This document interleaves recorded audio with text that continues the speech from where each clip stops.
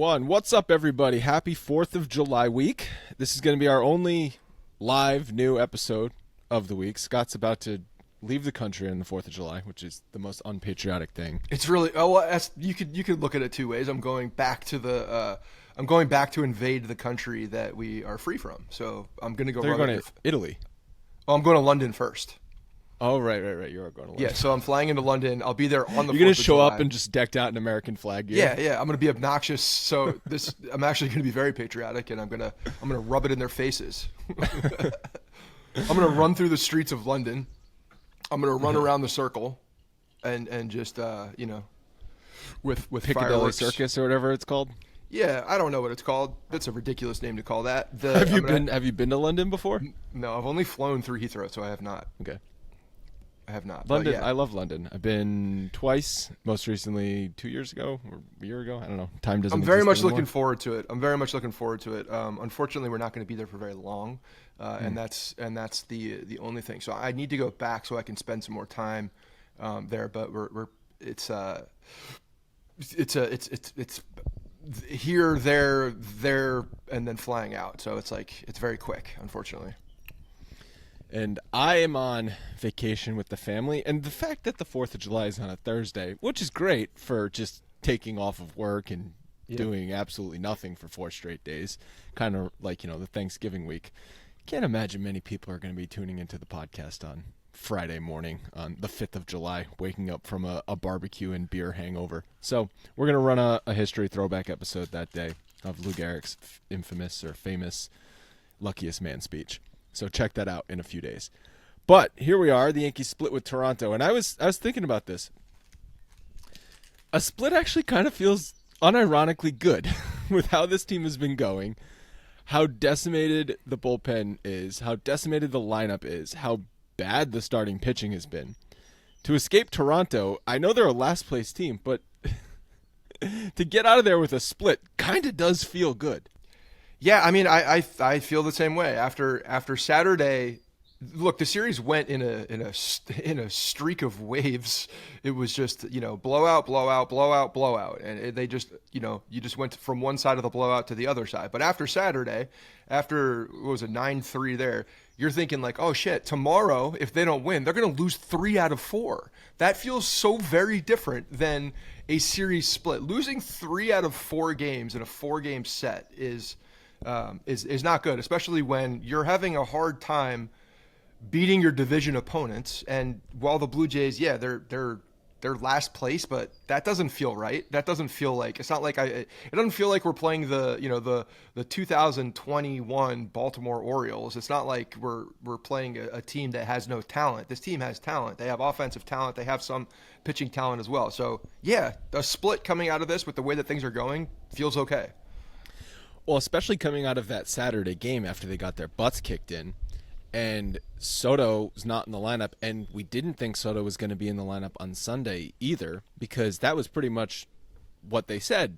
When he was out on Saturday, they said, well, he's going to get tests back in New York, and we've got an off day Monday. So, of course, they're going to get him a couple days off, 3 straight off days, and then do the tests. And the first positive that I want to talk about, and I love this so much, because 20 minutes before first pitch, Soto, I don't know what he's doing. I like to imagine he barges into Boone's office, backs him into a corner, and says, you're putting me in the effing lineup. We need my bat in the lineup. Shut up. Shut up and put me in the lineup. That's what I picture.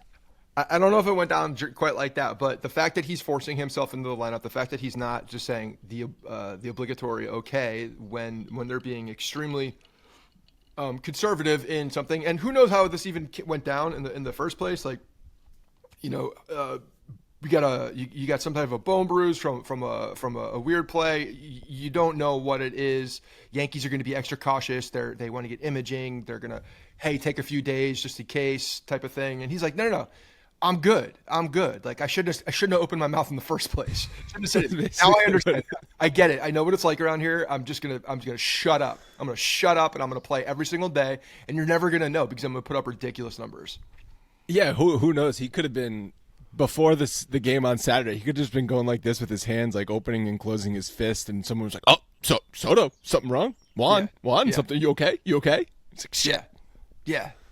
show no weakness at all. So that they well, the can funny find thing it. is, like, you look at the play that he scored on. It was that pickle play that Judge sort of was running the bases on. And Soto makes a little bit of an awkward slide. And it's not like he jammed his hand or anything like that, but it's kind of like how, remember when Rizzo fell down in Boston? You look at it and you're like, wait, he broke his arm on that play? Yeah. And obviously Soto didn't break his arm, but he bruised his hand or something like that. So I get you just it's hard to tell on TV when these guys are running full speed and they're just massive human beings, relative to the rest of us. And you fall on a hand a bit awkward, you slide a bit awkward, and it can bruise it. But the thing is, like, he later in that game hits the 3-run bomb to give the Yankees the lead. And I heard the quote. They asked him, like, well, wasn't your hand hurting? He goes, well, yeah, but I just put that out of my mind when I'm at bat and just swing the bat. It's just like, yeah, it's hurting, but, like, doesn't matter. I'm going to still hit the ball. That's the thing with him. He doesn't have to. He doesn't even have to be at full strength. He's conditioned himself to play hurt almost. He's conditioned himself to that like his body understands, his mind understands that throughout 162 games you're not going to be fully perfect, but he's got the ability to push through that stuff. Which, we've talked about this in the past. Like, is it a bad thing or a good thing when a player says I'm hurt and they take him out of the game, or is it better or worse if they don't say anything and then you see them struggle? Well, Juan Soto doesn't necessarily struggle through things. He just kind of pushes through them and is still good. So that's a good point. I think every player is different. To your point, no one is going to be literally 100% healthy for 162 straight games. That's impossible. That's unreal. At the very least, you're going to wake up one day and you're going to be like, I kind of just feel lethargic, right? My back's hurting a little bit, right? Or whatever. But it's the players that can get past that and say, I don't need to be 100% to still perform. I can be 80%, 85% and still perform. Versus the players that if they're not 100%, they play like they're 0%. And there are players like that. Well, and it also depends on where you are in your career. Juan Soto still has a young man's body. I mean, like, as long as he's been around, he's a 6-year veteran, but he's only 26 years old. The guys in the prime of his athletic, his athletic ability. So yeah, he's gonna react differently today than in 10 years when something like this happens, and then when he's in year 11 of his Yankees contract. Yeah, when something happens for like this, a bone bruise, and it does affect him more because he's not able to compensate by the rest of his body, his mechanics and things like that. So yeah, it does. It depends on everybody. Everybody's different. But for him, he's conditioned himself to be able to play, and his mechanics are just that good where he can overcome some little bumps and bruises and things like that through the course of the season. Before we get to the second positive from the Blue Jays series, we are brought to you today by Raycon's Everyday Earbuds, which provide audio quality that's just as good as the big guys, but for half the price. And the exciting thing is that Raycon just launched their upgraded model of the best-selling Everyday Earbuds. Scott, the copy here says, touch on 2 to 3 of my favorite features. And I read through these features of the Raycon earbuds, and I could not pick because these are all must-haves for earbuds. 32-hour battery life. Quick charge function allows you to get 90 minutes of battery in just 10 minutes. Ergonomic design to fit almost any ear shape. Active noise cancellation. 3 customizable sound styles. Weatherproof and sweat resistant. And earbud tap functions to reduce discomfort when you are using them. I have a pair of Raycon Everyday Earbuds. Usually my biggest issue with earbuds is they just fall out of my ears. Off the shelf ones, usually just I tilt my head one way and boom, I don't know, my right ear specifically just cannot hold earbuds. But Raycon, that is not the case. They stay in my ear no problem whether I'm talking on the phone, exercising, or just trying to ignore my kids. Raycon also offers 30-day happiness guarantee, so there's no excuse for not trying out Raycon's earbuds. Go to buyraycon.com/Bronx today to get 15% off your Raycon order plus free shipping. That's right, you'll not only get 15% off, but you also get free shipping at buyraycon.com/Bronx. buyraycon.com/Bronx. Bevan has a pair of Raycon wireless earbuds that she absolutely loves, and she cannot stand earbuds because of that exact reason. They fall out of her ear all the time. She's got an oddly shaped ear, apparently, the ear canal. Is it one ear or both ears? Apparently both ears, but they fit, and she runs with them every single day and loves them, and they stay charged for a very long time. So yeah, we're believers here. Nice. All right, the other positive is, I listed here Yankees explode for 16 runs on Friday. They had 2 massive innings, a 6-run sixth, a 7-run ninth. Every starter in the lineup had at least one hit. And I also heard a stat. It was, I forget the exact number, but it was the most players in a game to have at least one RBI since in some crazy amount since like 2015 or something like that in that game. But specifically, I wanted to call it DJ LeMahieu, and it wasn't just that game, but kind of the whole weekend. His at-bat started to look better. He finally got on the board in the extra base hit category, which a month later playing, it's like, finally, you can exhale a little bit. Like you're not just bleeding singles through the order. 2 on the weekend, which is good. So he followed one up just to make sure that it counted. Just so everybody realized, like, hey, that counted. Here's another one for you. And it's like the offense exploded on Friday and then disappeared on Saturday. And then it exploded again a little bit on Sunday. I mean, whatever. Putting up 16 runs is great, but they just need more consistent at-bats from some of these other guys not named Judge and Soto, because I put this in our chat yesterday. Volpe's OPS is now at like 708 or 709. I know Ben Rice got an extra base hit. We're going to talk about him. So his OPS is actually over 700 now, but everyone else in the lineup is below 700. Obviously, Judge and Soto are both over 1,000, but that is such a dichotomy in offensive production when you've got 2 guys in your lineup over 1,000, which is elite level MVP caliber, and the rest of the team is worse than league average or at league average. Like, where's that other guy? Like, that's why Stanton's bat, believe it or not, was so important, because he was at least providing, like, he was at like 8 something, which is like good. It's really good. And a third bat there. Someone needs to step up. Yeah, multiple guys need to step up. Multiple guys do. But didn't you have with us as one of your predictions before we started the season? Like it was one of those lines in the sand where you're like, we needed, would you say 5 guys over us or 6 guys? I think I said 5, and I got to that number because I looked at the top offenses last year in the league. I think I looked at the top 5 offenses, or maybe even like the final 4 playoff teams, and all of those teams had at least 5 in their lineup above. It was above league average OPS. So at that point, whatever it was, the 730 number or something. And obviously that means you're getting production from multiple places in the lineup. You would think that they are probably stacked, 1 through 5 or 2 through 6 or wherever that is. But yeah, it's an essential piece. It just means you're getting production from different places, which allows you to have that consistency. And when you have as they drew it up, a lineup that offers lefty-righty matchups, that offers more of a variety in the type of hitter, like you would think that is very, very possible. And, it should be possible. You mentioned Ben Rice, you mentioned DJ LeMahieu. LeMahieu does look better. His swings look better. He looks more confident this weekend. Even before I almost sent you guys a message. I don't know why I didn't, but I didn't. Whatever. I sent it the at-bat before he got the double. And I was like, he looks good. We're going to see an extra base hit right here. And he didn't get it in that. And when I'm like, no, he didn't get it in that at-bat. So I'm like, I didn't send the text message. I'm like, good thing I didn't send the text message. But his next at-bat, he did. So there was just a look about him. It was a look about him that he had that I could see it in his eyes, in his bones, that he was about to break out for something in the gap. And that's huge. Honestly, he is such a, right now, if we're looking at like, today is July 1st X factors in the way that the team is currently standing and where they currently are right now. I think DJ LeMahieu is a big piece of that, because if he could be a productive hitter that is, shooting the gap, that he doesn't need to hit home runs all the time. He doesn't need to be like, batting champion DJ LeMahieu, but he needs to be a productive bat, because he's going to be in the middle of that lineup right now and they need him there. So he's a short-term X factor for this team right now to get them over the hump, because they just don't have anything else. And you mentioned Ben Rice is another guy that I know we're going to touch on in a second here, but he just continues to have quality at-bats. We talked about him last episode. He's been really good. This is a kid that has rose through the ranks, 25-year-old rookie coming up from AA, short stint in AAA, and just looks the part, does not look overmatched, has really good numbers.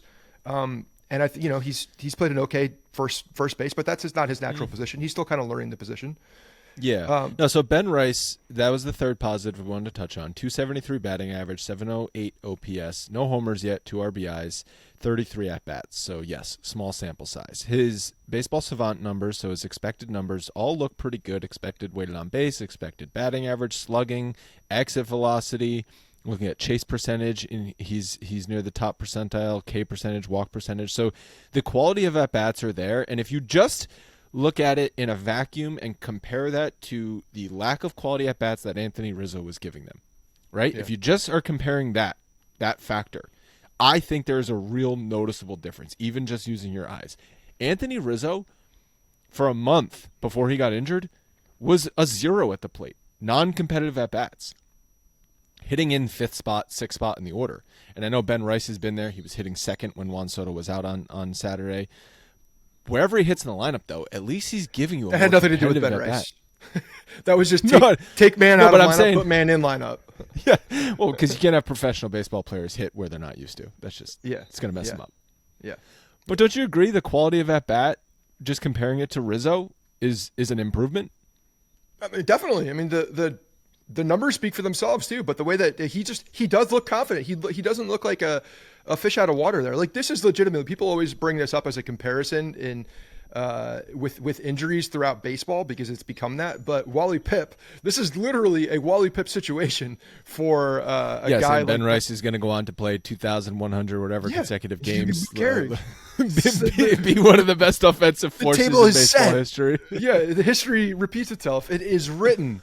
But this is literally the exact situation. So you're looking at a guy that's taking advantage of an opportunity. And you know what I like about Ben Rice too is that, this was one of the knocks from you when I first brought this up, and rightfully so, because that's not normally how it happens. You have a 25-year-old kid who's still in Double-A at the start of the season, who's transitioned to first base from catcher. He's split time and in some DH.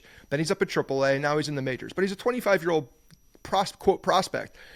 He's not a highly touted prospect. This isn't a guy that people were looking at on the Baseball 100 pipeline and saying, Ben Rice is the next heir apparent to Lou Gehrig playing first base for the New York Yankees. Give that kid a low number. That's not what was happening here. He played himself into this situation by virtue of an injury. He's not on this team right now. Rizzo is not hurt. If Rizzo is continuing to struggle, if you remember, I called this out before Rizzo was hurt, and I said, "Do you honestly think, though, if Rizzo did not break his arm, that he would be out of the lineup and off?" Not right now. Not yet. But it was coming. There was something coming. They brought him up to AAA so that they could get him to the next shuttle to be in the Bronx if they needed him. For real. You can't skip a level. You got to go to the next level. Well, Greg Bird did, and look how that worked out. It didn't work out great. So they were like, worked out great in his first. Greg Bird, when he literally that first season he came up, he was fantastic. Yeah. Yep. And then he was hurt for the next 9 years of his life. Poor Greg Bird. For everybody watching on YouTube, this is my favorite bobblehead of all time. It's the Scranton Wilkes-Barre, which is funny that we're talking about this because he did jump from Double-A, but this is a Scranton But he spent most of his time in Triple-A rehabbing. I think they had this ready to go when he got sent up.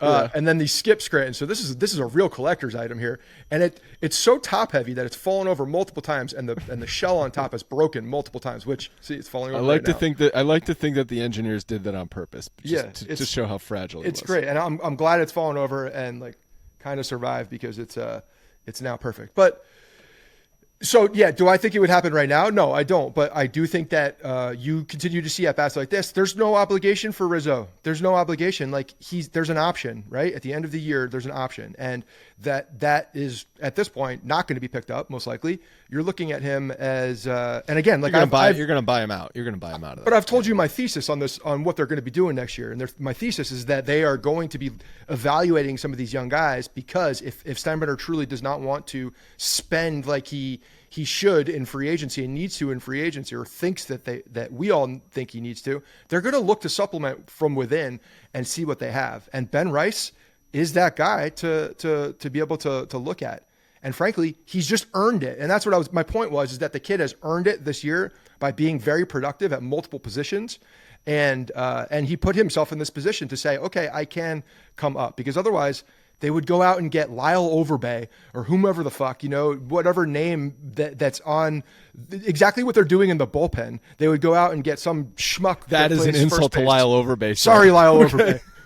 They would get Lyle Overbay was an actual Major League Baseball player. These bullpen arms, they do not qualify as that. Okay, at the end of their career, these first basemen, they are the same name, but they are multiple names. They're the same guy with multiple names. At the end of their career, they don't get signed to a roster. They're floating out there. They're sitting on their couch. They're taking dry swings, occasional wet swings because their kids are pitching to them, and then they get put on a roster. Andy and Phillips. He was a guy in the minor leagues for a long time. You strike lightning in a bottle, but Ben Doug Rice, Minkiewicz, Lance Berkman. There you go, Lance Berkman. Lance Berkman was good. Lance for the Yankees, for Houston. Borderline Hall of Famer. No, he's not borderline Hall. Borderline Hall of Famer. Look at his numbers. All right. Well, we're getting off track. All right. So an honorable mention on the positives front is Gleyber Torres. After he was back in the lineup on Friday, so he was benched for 2 games. Back in the lineup, hitting 5th. Went 2 for 4, including a 2-run home run, which gave the Yankees a 7-3 lead at the time. Then he went 2 for 4 on Saturday, 2 for 5 on Sunday.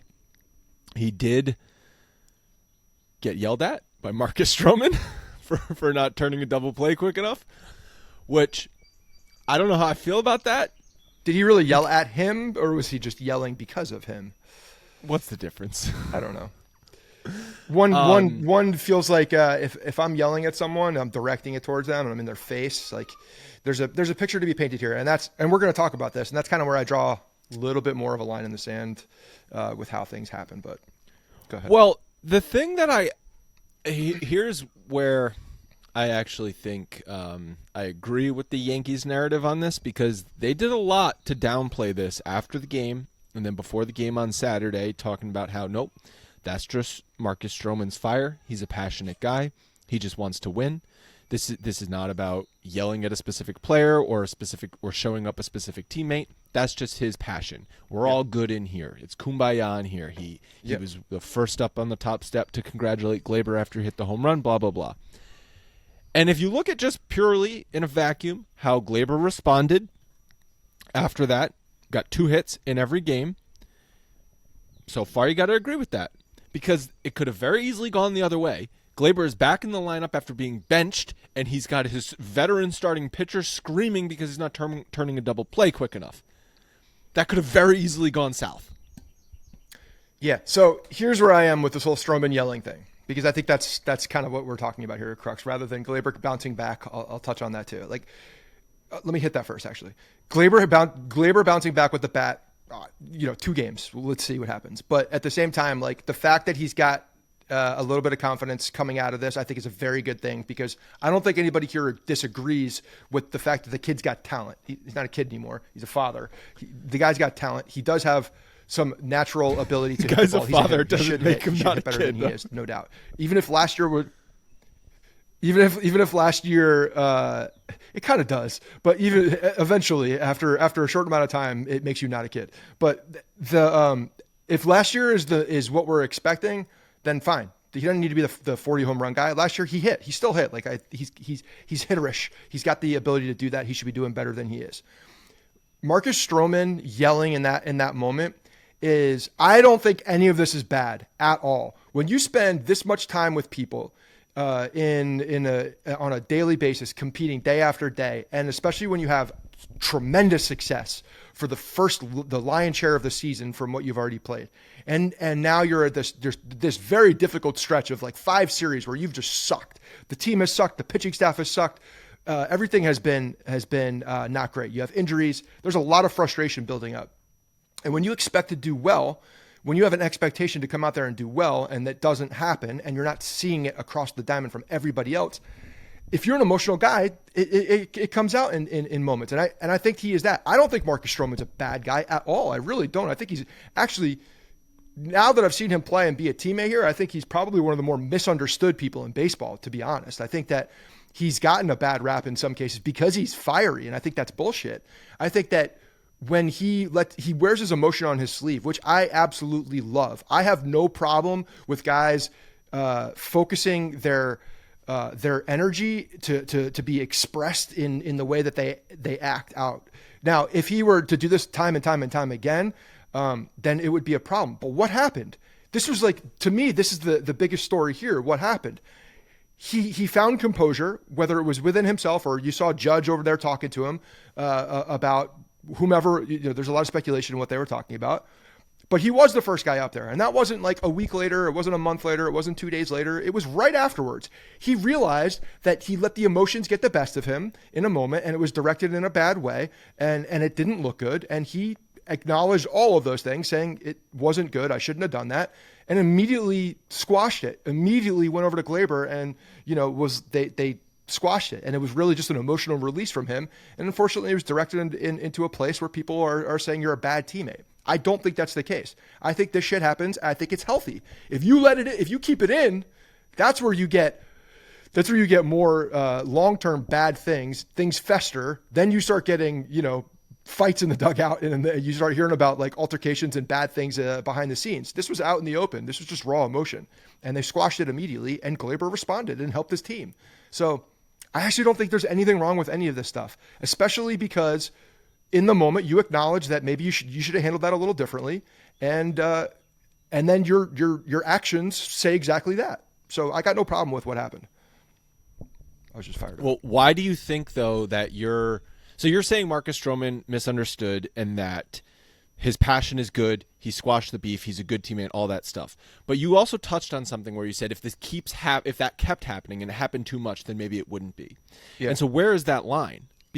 Or is it just like teammate specific? Because Rodon's another guy you could say is passionate, but no one's liking that guy's passion. Okay.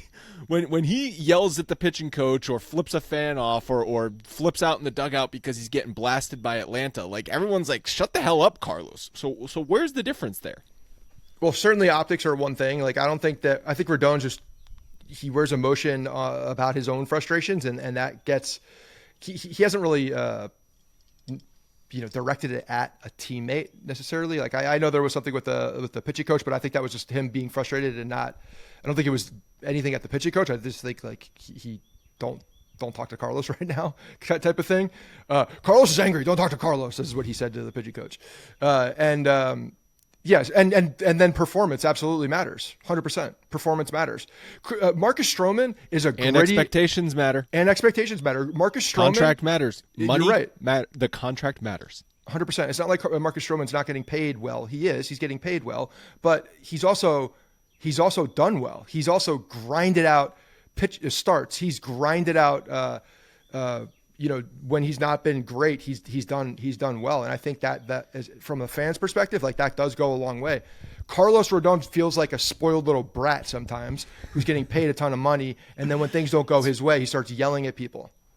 Yeah, well, Carlos was signed as a 6-year deal to be the number 2 pitcher behind Garrett Cole. Marcus Stroman was signed on a 2-year deal to fill the depth of the rotation. Those are two different expectations. 100%. And Marcus Stroman, I think that people have seen him be fiery. He's been that guy. He's not new to New York either. He was across the city in Queens for a bit too.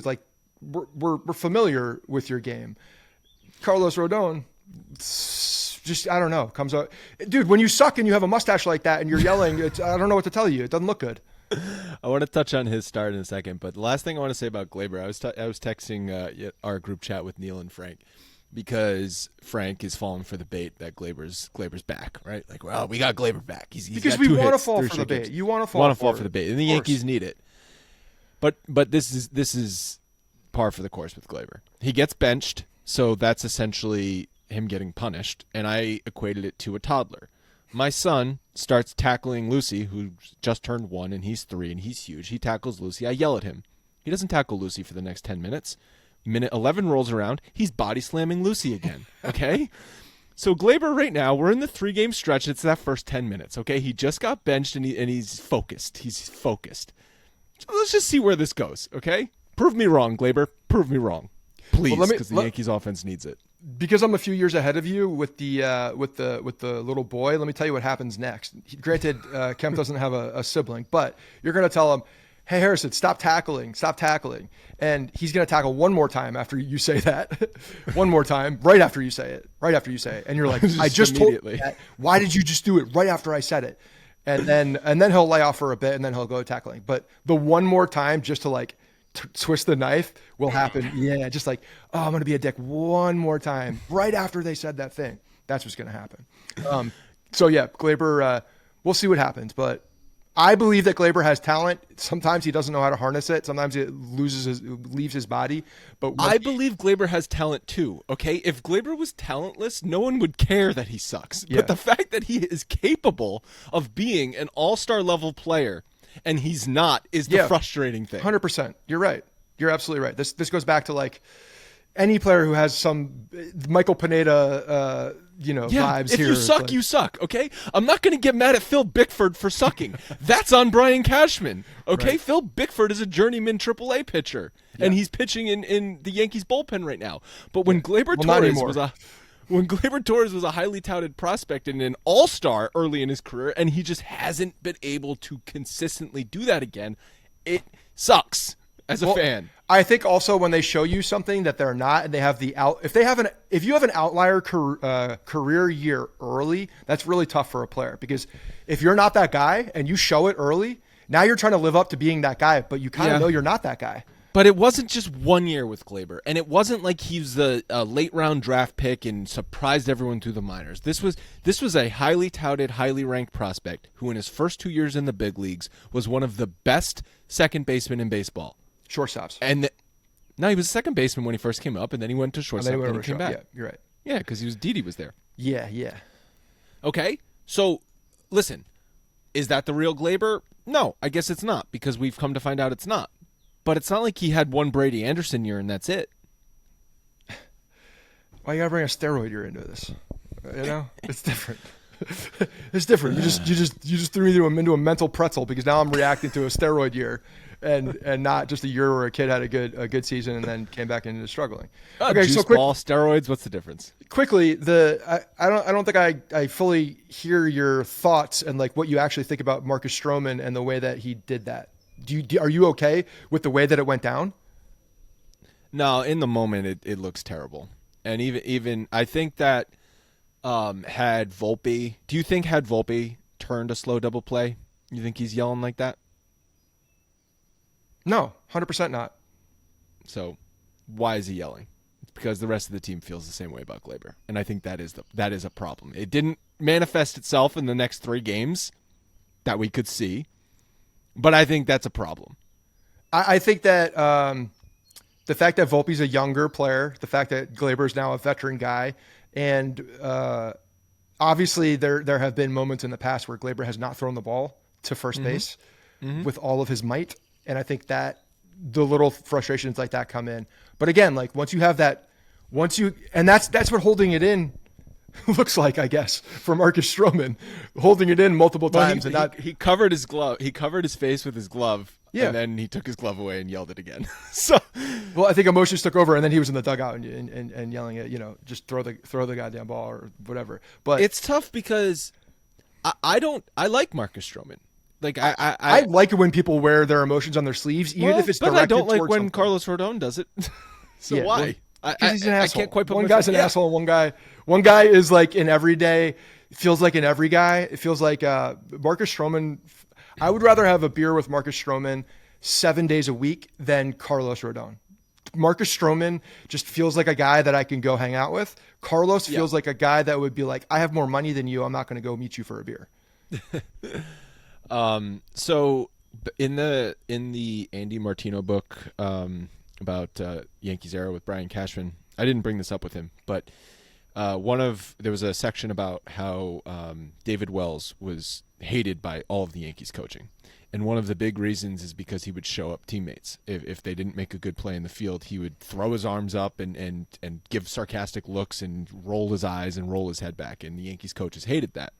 And so that is not literally what Marcus Stroman did, but yelling, throw the fucking ball, because at your second baseman who just turned a slow double play is essentially the same thing.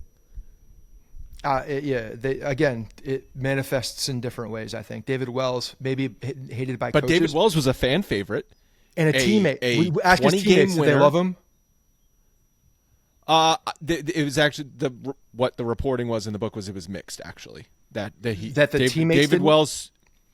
mixed in the clubhouse at who liked David Wells, who didn't like. Like David Cone was kind of like that glue for David Wells, because David Cone could get along with everybody and relate to everybody. And so he was able to bridge that gap and get Wells, at least tolerated. And it helped that he was pitching well and he was their best pitcher in 1998. If he stunk in 1998, then no one would have liked him. But he's a 20-game winner and he's a big game pitcher, and he helped lead the Yankees to a championship. So that helps a lot. But there were players in that clubhouse that if he showed up a teammate, got pissed. Yeah. Well, again, I think people did get pissed, and people, if we believe that Aaron Judge squashed that in the moment and said something to Stroman in the moment, he definitely did when he was talking about 100%. So let's live in that world. Let's live in that world that's exactly what happened. Don't you think that that's a great thing that happened? Up top to bottom. Yes, it can unify. 100%. You set he did it immediately. He said something immediately to him, and then immediately there was a response. That tells me two things. Judge is extremely well respected. It's very clear that he is absolutely 100% the leader. He has command. He has full command of the command. I'm getting goosebumps thinking about that type of thing, because that is the type of guy that I want leading my team. That is the type of respect that you get. That you command as that leader, but actually truly command, not just because you're wearing a captain title. It's because you earned that title and because you do have so that is a good thing. I like seeing emotion, whether it was directed in the right way or not. That's one thing to say. Again, does it happen all the time? Is this a frequent, habitual offender in the way that he's showing it? Yes, but does he show it towards someone all the time? No, that's not what he does usually. He's just frustrated in the moment and he wears it. But then it was squashed, and then he reacted really well to the conversation and addressed it and didn't shy away from it and said, yeah, my bad, probably should have directed it in a different way. We're all good. Was cheering the teammates on. I think that's really healthy for a team. Yes, and it shows me they're alive. It shows me they're alive and they care. They and at didn't the end of the day, roll that's what I want. I want you to care. And when Carlos Rodon is crying like a little bitch in the dugout and acting like a little baby, I don't see that as care. I see that as bratty a little bit. Sometimes I go back and forth on this one. I know I flip flop with the way I like him and his emotion, but it does come across as a little bit like a spoiled kid cry. It didn't go my way cry. Whereas Marcus Stroman is I'm such a competitor. I get so emotionally tied to a moment that I get frustrated, and sometimes it may come out the wrong way. But again, it was addressed and squashed immediately. Mm-hmm. Yeah, I want to talk about Rodon. But first, this episode's brought to you by Doer jeans. My favorite pair of jeans by far are my Doer jeans. They're versatile. I can dress them up or down. They're so comfortable that I forget that I'm even wearing jeans. And they fit great. Even in hot weather like we've been having, the Doer denim is breathable and keeps me cool and dry. Doer makes stretch performance denim and lifestyle apparel that's built for doing. They combine comfort with style and quality for all that we do in a day. You can go to work in these jeans, you can go on a date, lounge around the house, travel, run errands, whatever. Doer jeans are made for all activities. Plus, they are made with sustainable materials like wood chips, plants, and recycled plastic bottles, and they're designed to last. This is a great brand that I am very happy to support. Doer will be your favorite pair of jeans as well. Order yours today. Check out Doer's flagship stores in LA or Denver, or shop online at shopdoer.com/Bronx. Right now, our listeners can get 20% off site-wide when you use the exclusive URL shopdoer.com/Bronx. That is spelled DUER. Don't wait. 20% off shopdoer.com/Bronx. Carlos Rodon, I asked the question in our chat, how are we ever going to possibly trust this man to start a playoff game? And I don't think I'm ever going to be comfortable if his name is penciled in as the starting pitcher of a playoff game. July 1st, I agree with you. July 1st of 2024, after we saw last year, after what we're seeing over the last, 3 starts from him? I mean, really. It goes back a lot further. I know it goes back further. I have the numbers here on 2 starts, 3 starts, and 6 starts, and also his expected numbers for the season, which are rapidly approaching his expected numbers from last year when he was absolutely awful. Yeah, which is really concerning. So the answer is no, you cannot trust him. You cannot trust him. I can't trust him. I don't know what I'm going to get from him on a daily basis. And here's the other difference between him and Marcus Stroman. This guy gets blown up in the first inning, and then it just continues. So he can't put out the fire and just continues. Not according to Boone. He gutted through 5. Gutty performance. Bullshit gutting through 5. Like I tweeted out around this, like they need to ride him for 120 pitches. Like he needs to wear this. Why is he coming out of the game now? Like what's the point? Yeah. Well, and yeah, exactly. So when he came out and Rodon was like, "No, I don't want it." Like, am I looking at that? Be like, "Oh yeah, he really wanted it. Like he's such a good guy. Like he's fire." You let up 8 runs. He just wanted to hold him at 8, Scott. He didn't want it to go any farther than 8. You know, to his point, like I've already done this far. I'm pitching a little bit better. Let me ride out the inning. Like he's out. He is right. I'm not. Yeah. Then send him back out for the 6th too, because you're losing the game anyway. Save some bullets in the bullpen. What was he? 110 pitches or just shy of that? No, I think it was just over 100. I think Boone came out at 99. Yeah. And so maybe it was close to 110. It was around there. So but early on, I'm like, this guy's got to throw 120 pitches. I don't give a fuck if he lets up 30 runs. Like the game's over. They're not coming back in this game. Just let him wear this and save the bullpen, because there's 3 more games after this against the Blue Jays, a division opponent that you need to play. So you cannot expel the bullpen because of this bullshit start. Like he's got to wear this. Like, and in moments, some people might look at that and be like, "Oh yeah, that's like, why would you do that? That's ridiculous." Like, no, it's a team thing too. Yeah, you the game's over. You have 8 runs in the first. Like, you need to extend the start. I don't care how many. This is a punt game at this point anyway. You need to get your pitches in, and save the bullpen for what you did. Figure it out. So I know there was some weird hits in the first inning. Yeah. Was it a broken bat single, and then the ball up the first base line that hit the bag. But then he allowed the 3-run home run to Springer, and then he allowed the 3-run home run to Springer. Again. So last 2 starts for Rodon, 8 2/3 innings pitched, 21 hits. 21 hits in 8 2/3, 15 runs. Last 3 starts, 28 hits in 13 2/3, 20 runs. Last 6 starts, 39 hits in 32 innings, 26 runs. His expected ERA for the season is now 4.61. Last year it was 5.34. So it's not like close, but it's getting there. His expected ERA is 4.6. This is continuing to trend in the wrong direction. Even when his actual ERA and all those numbers look good earlier in the year, the underlying metrics were never as kind to Rodon. And you made the point a few times, he's pitching with such big leads. The Yankees offense is always scoring for him. Maybe he's just trying to throw strikes and whatever. Whatever it is, his season is trending in the wrong direction. And I don't have a comforting feeling when the ball is in his hand. Yeah. Like, you pulled 2, 3, and then 6 starts. To be fair, the last 6 starts, it's heavily weighted by the last 3 starts. So I don't know if I'm using that number. I pulled last 6 starts because, but it's the majority of that's in the last 3. That was the month of June. Okay, that fine. was basically going back to his first start of June. It does really go back to the last 3 starts more so. The ones before that, if you look at those numbers, I don't put them in the same bucket as the last 3 starts. The last 3 starts have been egregious.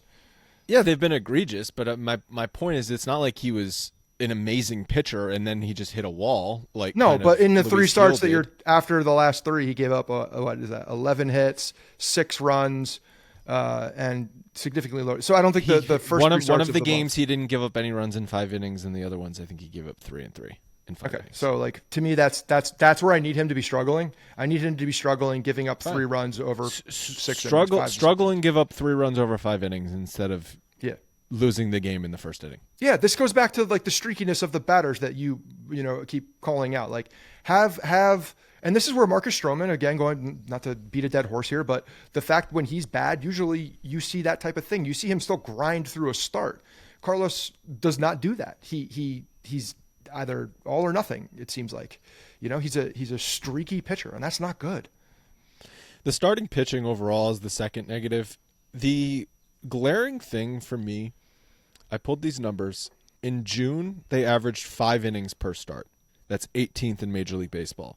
If you look through May, so the first 2 months of the season, they averaged 6 innings per start, which is 4th in Major League Baseball. You might be saying, oh, it's just 1 more inning. What's the big deal? When it's every single night, you're averaging an inning, 3 outs fewer. That means your bullpen has to get 3 more outs every single night. That adds up so quickly. Especially when Phil Bickford and Michael Tonkin and some guy named Carl Cousins. What's his name?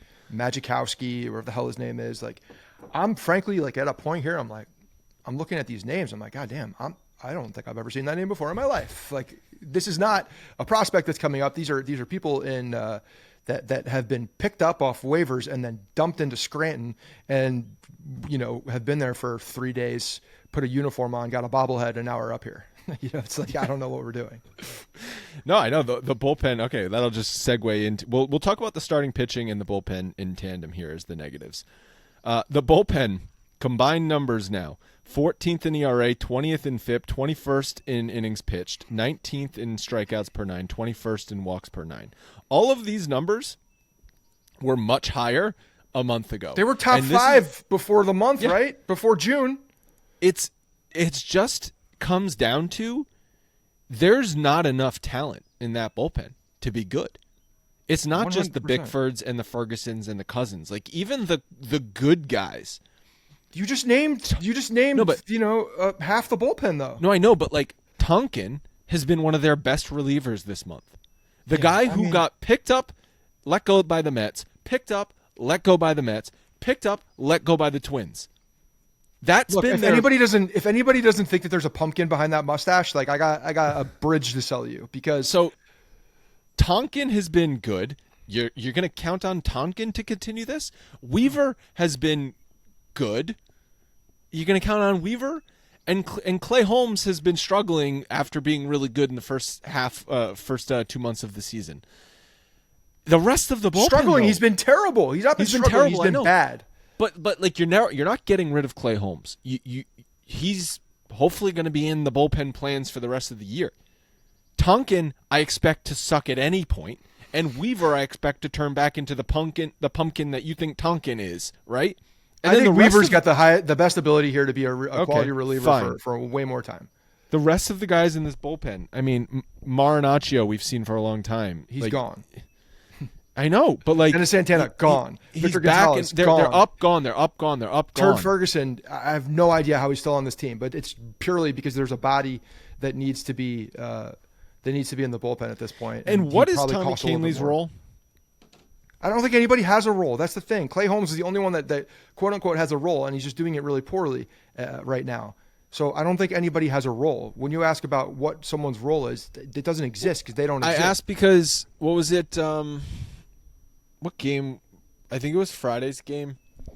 That was the game that they were down 3-1, right, in the 5th inning before the 3-run homer by Soto. That was Stroman's. The Yankees fell down 3-1. And Stroman gave up 2. Didn't Stroman give up 2 in the 5th? I believe they had a 6th run, 6th inning. No, but Stroman. It was inning. tied 1-1 entering the 5th inning, I believe. Okay, and when it was tied 1-1, Tommy Kahnle was warming up. Yeah, and then the moment Toronto scored to make it 2-1, Tommy Kahnle sat down, and I think I forget who got up, and I'm just like, well, so Tommy Kahnle's good enough to pitch in a tie game, but not a game you're losing by 1 run in the 5th inning. Like, what's the difference? Yeah, I mean, when a game is within striking distance on either side, to me, I want my best guy in the 5th inning. It's not like. Well, I think it was probably too early for Tommy Kahnle to pitch, given the level. Well, then why was he warming up when it was 1-1? I don't know. I don't have an answer for you. I have no idea what's going on in that bullpen right now, because is it the number one concern on the team? Absolutely, 100%. It's been the number one concern for me ever since spring training. This has been a mirage from day one. Like, there's no. This had a very low chance of working. You called it a trash heap.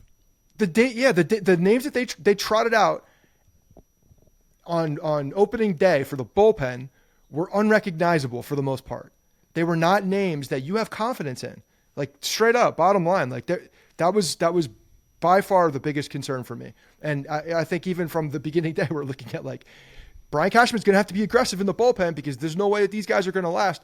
And all that's been happening since opening day. Yes, they had a very good start to the season, but the numbers were, like we called out, like a little odd. There were a lot of like.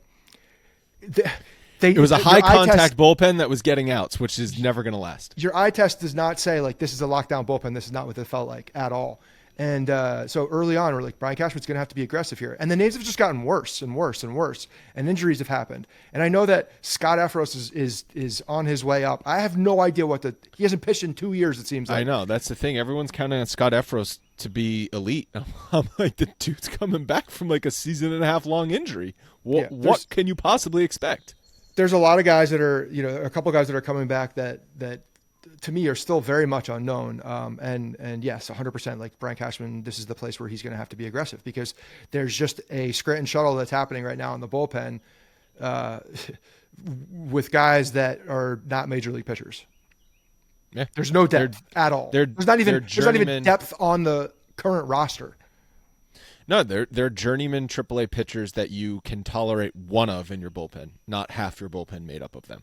Yeah, that pitches on like a travel day. He comes up to like, oh, my starter got crushed today, so we're going to need this guy to pitch 45 pitches out of the bullpen tonight. And then he gets sent back down and bounces around another 3 minor league organizations. Yes. When Carlos Rodon gave up 8 runs in the first inning, that's when that guy comes in and finishes the game off, and everybody else is like, all right, we're on to the next thing.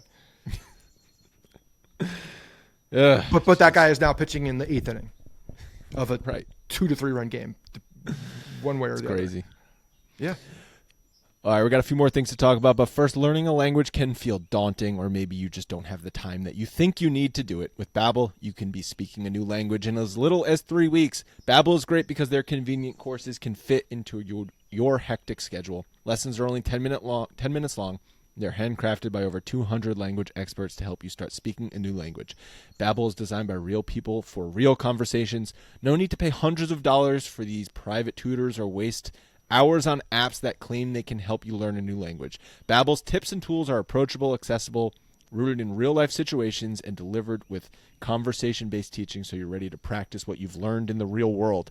Babbel has over 16 million subscriptions sold, plus all of Babbel's 14 award-winning language courses are backed by their 20-day money-back guarantee. I love these products because we all, a lot of our advertisers offer, 20-day, month trial. We know you're going to love it and you get your money back. Like, seriously, what do you have to lose at that point? If you've ever thought about learning a new language, try Babbel for 20 days. And if you don't like it, you can get your money back. It's a great deal. Special limited time deal for our listeners right now. Get up to 60% off your Babbel subscription at babbel.com/Bronx. 60% off your subscription at babbel.com/Bronx, spelled Babbel. Rules and restrictions may apply. Real quick on the bullpen before we move on. One more thing, and I know we've already discussed this, but it's just the time frame is coming up, and I know we're going to be doing our mid-season GM episodes around the All-Star break. I get back from my trip that week, but it's a good time to look around, and this is something we've done. Have we done this for 3 years? Is this the third more year? than that. I think it's really with Logan and Ilya for 3 years, but you and I did this before that. Okay. Well, it's a good time to look at, like, okay, now what? Now that we've seen this team for half of a year, what do we do now? But like, I know we've talked about 3 impact arms, that 2 to 3 impact arms that you need in the bullpen. I am looking at this a little differently now, even a couple weeks after the last time I think we talked about this. Is like, I think Brian Cashman's got to go out and completely restruct this bullpen in the middle of the season. Not only does he need 2 to 3 high leverage people, but he needs to get probably 2 to 3 other guys that are veteran guys that at least have shown it before. Like, I called out when we played Anaheim, Hunter Strickland. I don't know what he's done since then. I haven't looked at his numbers. He's been around the league for a while. I liked him when he was in San Francisco. I think he's the guy that got into a fight with Bryce Harper back in the day, right? When Harper was with the Nationals. I've just seen him do it before, so go get him. I mean, like, I'm at that point where you need to go out and find bodies that have been there, done that before, that don't completely look washed out, and swap them out for guys that are currently in this bullpen. Because you could basically get rid of everybody but 2 to 3 people in the bullpen right now and put up free agent guys. And it's the same thing you're doing by rotating these guys in from AAA. They're going to have to redo this entire bullpen. You're not going to get rid of Clay Holmes and Tommy Kahnle. No. You're not going to get rid of Luke Weaver because of how he's pitched. And yes. I don't want to get rid of him either. As soon as Tonkin sucks, then you get rid of him. But until he sucks, you keep him. Yeah, but he's not a long-term fit here. Okay, so you're keeping 3, and you're getting 4 or 5 new arms. Yeah, and you can good luck with that. In the you got a couple that are coming up, like Efros. Hopefully he's something, and he becomes a long-term. Do you convert one of your starters? I mean, does Heel get bullpen? They have to at some point. I don't think Luis Heel. I think Luis Heel is a really tough one in the bullpen because of the walks. Nestor Cortez, once Clark Schmidt can finally come back. Nestor Cortez, by the way, continues with this home road shit. So at home, he's allowing a 195 batting average. On the road, a 295 batting average. OPS allowed at home, 515. On the road, 864. His ERA at home, 184. On the road, 563. We talk about streakiness in hitters. Dude, on the road, can you just suck a little less? Can you just be a mediocre pitcher, not a god-awful pitcher on the road? Yeah, so Nestor Cortez is the guy. It's interesting because I think he actually gives Brian Cashman a little bit of flexibility in what he can do at the trade deadline. You could, in theory, go out and find, if you needed, again, this all assumes that pitchers come back and are healthy on the team. Clark Schmidt comes back and he's healthy on the team. It kind of assumes that. Nestor Cortez, to me, gives you flexibility in the sense you could actually go out and get another starter if you needed to, and have him go in the bullpen. Need to. I think he's got the ability to go into the bullpen and be effective. And frankly, if Nestor Cortez was in the bullpen right now, he would probably be the number one trusted guy in the bullpen. Like, no shit. But what is he in? What role is he playing in the bullpen? He's not like an overpowering pitcher where you're asking him to get 3 high leverage outs in the 8th inning. He's not a lefty specialist. Like, what do you just hope he is Wandy Peralta? Well, then you should have just signed Wandy Peralta. They should have just signed Wandy Peralta, first of all. Wandy Peralta was a known quantity. He was a known commodity. You knew what you were getting from him. He was a gritty guy. He fit the bullpen perfectly. I want 6 Wandy Peraltas out there. They should have signed Wandy Peralta. They screwed that up. They thought that they were going to get a cheaper version of it with Victor Gonzalez and Turd Ferguson, and that has blown up in their face, and that was a bad move. So yeah, that's the first thing. You just hit a nerve with the Wandy Peralta thing. Liked Wandy Peralta a lot, but yeah, I don't know. I don't care.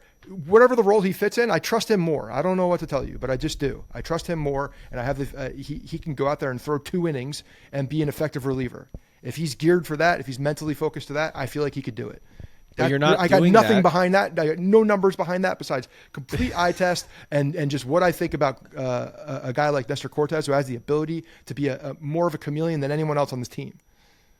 Well, you're not doing that until either Schmidt comes back, which what is even the timetable on him? What was the original timetable on him? Frankly, he might be the guy that because he's not going to be fully stretched out, depending on that time frame. Stick him in the pen? He might be the guy because of where he is currently. So I think one is I think Clark Schmidt is also a good option out there as well. I think he could be an effective reliever. Or you're acquiring a pitcher between now and the deadline, a starting pitcher between now and the deadline to move Nestor out of the rotation. You're not the home road splits thing is just frustrating more than anything. Yeah, but you can kind of navigate that. You can navigate that a little bit more. You can definitely do that a little bit. And you may take the lump on the road start that falls within the schedule, but for the most part, you can line them up as much as possible at home at least. So. Yeah, they need arms, man. They need arms, and they need to figure out what they're going to do with the arms after that. So they need, like we've been talking about, 3. Now you're saying maybe 4 or 5 new bullpen arms. They need 3 high leverage guys. 3 high leverage guys is what we're. Yeah. That's the difference. You need 3 high leverage guys in a bullpen that's complete trash, and then you need other guys that don't suck so badly. So I was my cousin got married this weekend. Congratulations in Rhode Island, Samantha. And so her father is a huge Red Sox fan. So I don't know if I ever talked about this. My dad's side of the family, it's a big family, 7 kids. His dad was the Yankees fan, and his mom, huge Red Sox fan. Mm-hmm. Before she passed away at late 2023, till her death, watched almost every single Red Sox game. Good so half the children, I respect that. Half the children of theirs, so like half of the 7, I know it's not an even number, are Red Sox fans. So this is where all the spite comes in. A lot of spite on both sides of that. Just that spirited debates dinner table at family gatherings. Yeah. But we were talking, and so he's a Red Sox fan, and he's happy with where the Red Sox are so far this season. And he's like, but aren't you? He's like, you got to be happy with the Yankee season. I'm like, With how it's gone, no, not really. Because here's what needs to happen. Okay, they need a new bullpen. They need half the lineup to start hitting again, and they potentially need a new starter. That's so many ifs if this team is going to actually go far this season in the playoffs. If you're talking about just fixing the team at the deadline, it's unrealistic to acquire 5 new pieces that are all contributing to the team at the deadline. Has that ever happened before? I don't think so. Usually you can get 1 or 2 pieces, but to remake not only a bullpen, but also potentially like 3 out of the 9 lineup spots is not possible. It's not. I don't think they need to redo the lineup spots. I think there's some the lineup. I think The lineup either needs to start hitting or they need to remake it. That was my point. I think the lineup at the end of the season is going to be fine. I think the lineup is going to be totally fine. Why? Because guys would start to hit. Well, yeah, guys and get healthy. Sure. You're saying if Stanton comes back and continues, and if Gleyber turns it around, and if LeMahieu can turn it around, and if Verdugo can turn it around, and if Volpe can be more consistent. No, I think Volpe's fine. No, I think Volpe's fine. I think Volpe's completely fine. You're the one that needs him to be more consistent at this point. I think he's fine. Well, considering the fact that his OPS is about to dip below 700, yeah. I think that I don't need it. I need my leadoff guy to have. It's fine. I'm not getting into this debate right now. I think that I'm not worried about. I'm right. I'm right. No, I don't believe you're right. In fact, very much think you're wrong. But I'm not. We've done this too many times. I think that the bullpen is. See, now you got me fucking flustered with what I'm going to say.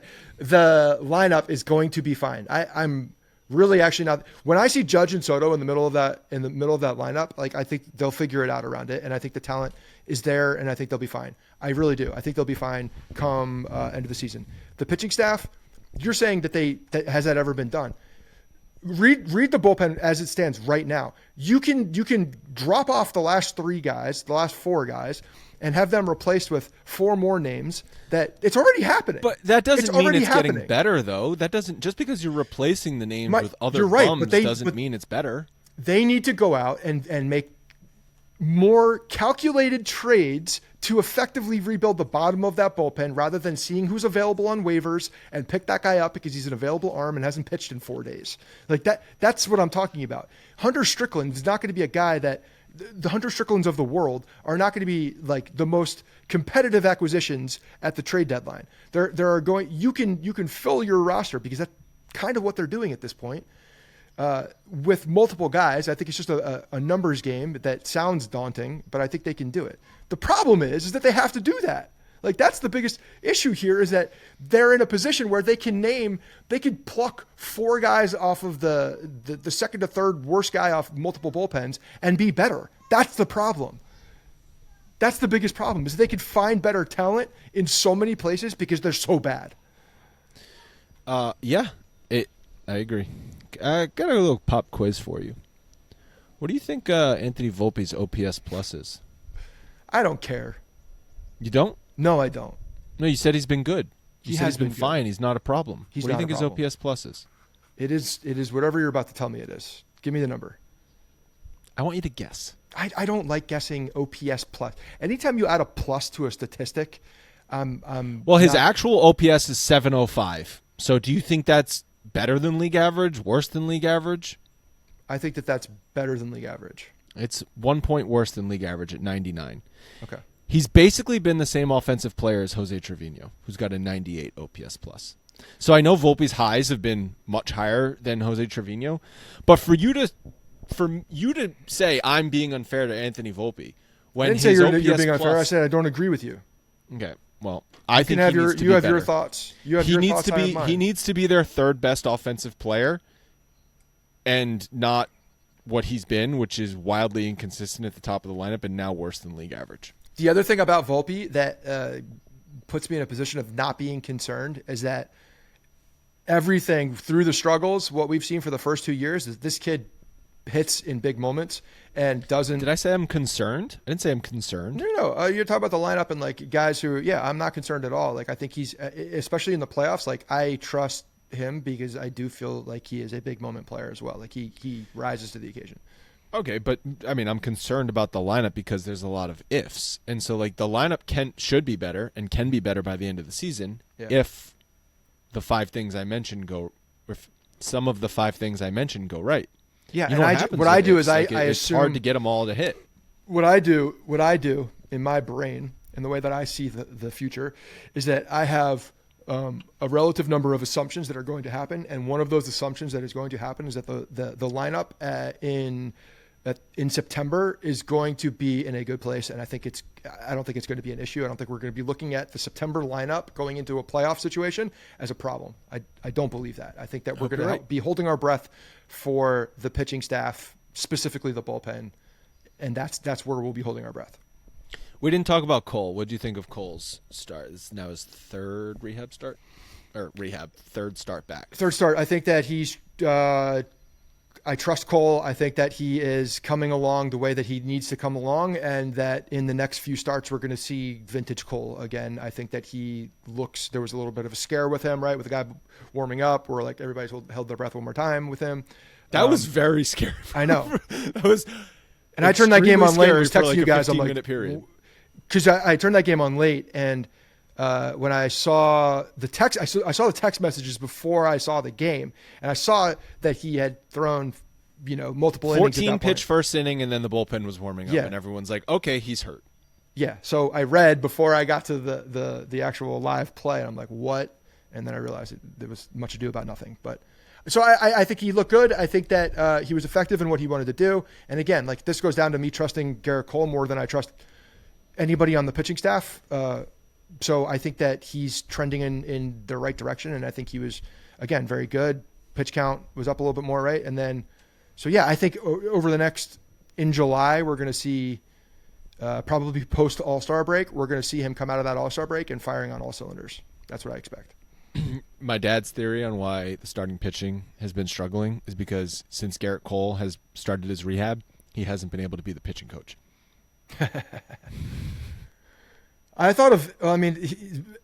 Matt Blake's more of an analytics guy, so it makes sense that your dad doesn't line up. But we with saw his Garrett philosophy. Cole like literally tutoring every single starting pitcher when he was injured in the first 2 months of the season. Yeah, no, it's an interesting theory. He's definitely very involved, which is another reason why I love his presence. But he's been able to be less involved since he's been back. Yeah, so in-game adjustments are not coming from Garrett Cole any longer. Pay him a little extra and have him do that job too. I don't know. Figure it out. Yeah, just write it into the contract. All right. That's going to wrap it up. Everyone have a very happy 4th of July week. Scott, have a nice trip abroad. Thank you very much. I'm going to be. be. So you're going to be gone all next week too. So yeah, you're going to be picking up some slack, having a couple people on. I appreciate that. I'm probably going to bring my stuff because I'm a sick individual, but the fact that I'm going to be in Italy for a week might make things difficult as far as timing. 6 hour time difference. Yeah, I mean, I guess if something crazy happens, we can jump on, but assuming it's par for the course type of stuff, I'm going to have a couple fill-ins next week for the Monday and Thursday episodes. But definitely submit your guys' mailbag questions. We're going to have sort of a stockpile of them for the 2 weeks, so info@bronxpinstripes.com. And I'll talk to you again next week.